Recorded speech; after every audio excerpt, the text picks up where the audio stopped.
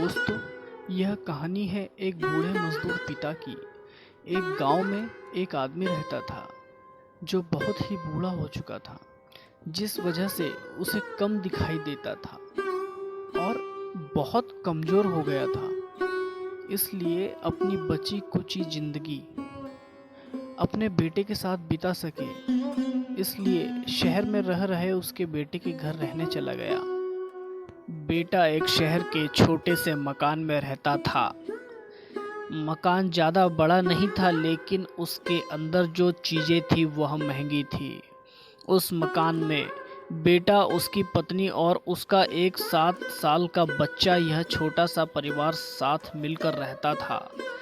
पिता के आने से उनके परिवार का एक सदस्य और बढ़ गया।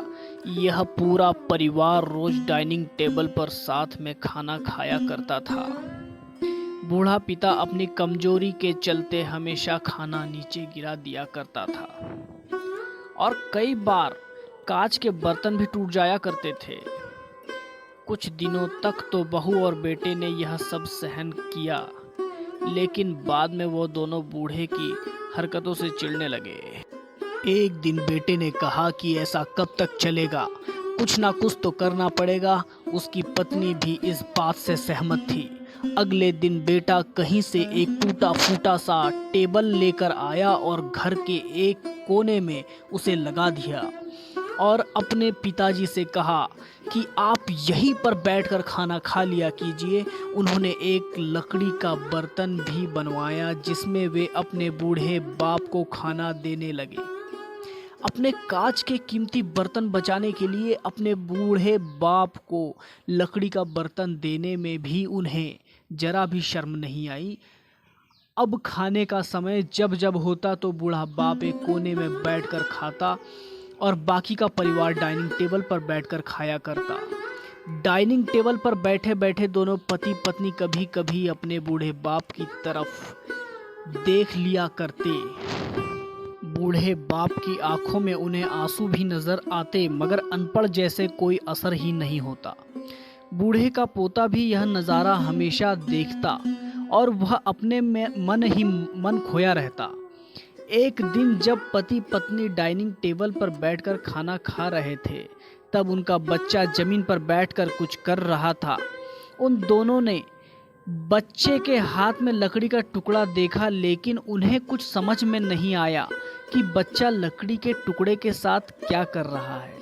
जब बच्चे के पिता ने उसे पूछा कि बेटा आओ खाना खा लो, तुम नीचे बैठकर क्या कर रहे हो, तब बच्चे ने नादानपन से कहा, अरे मम्मी पापा, मैं आप दोनों के लिए लकड़ी का बर्तन बना रहा हूँ ताकि आप लोग जब बूढ़े हो जाओ तो इनमें खाना आपको दे सकूं।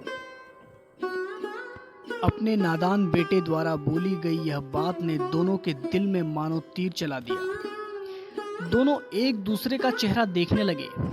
बिना कुछ कहे ही दोनों की आंखों में आंसू आ गए और उन्हें अपने भविष्य की किताब अपने आंखों के सामने खुलती हुई नजर आई। उन्हें समझने में ज़्यादा समय नहीं लगा कि अब उन्हें आगे क्या करना होगा। अगले दिन कमरे के कोने से वह पुराना मेज भी हटा दिया गया और अब बूढ़ा पिता और बाकी का परिवार साथ में मिलकर फिर से खाना खाने लगे। बूढ़े की कमजोरी की वजह से हो रही गलतियां भी अब किसी को नहीं चिढ़ाती थी। तो दोस्तों, कभी भी बूढ़े बुजुर्ग का सम्मान करना चाहिए, उन्हें दरकिनार नहीं करना चाहिए, क्योंकि वह हमसे अनुभव में काफ़ी आगे होते हैं, काफ़ी बड़े होते हैं। उन्हें समझना चाहिए, यही ज़िंदगी है।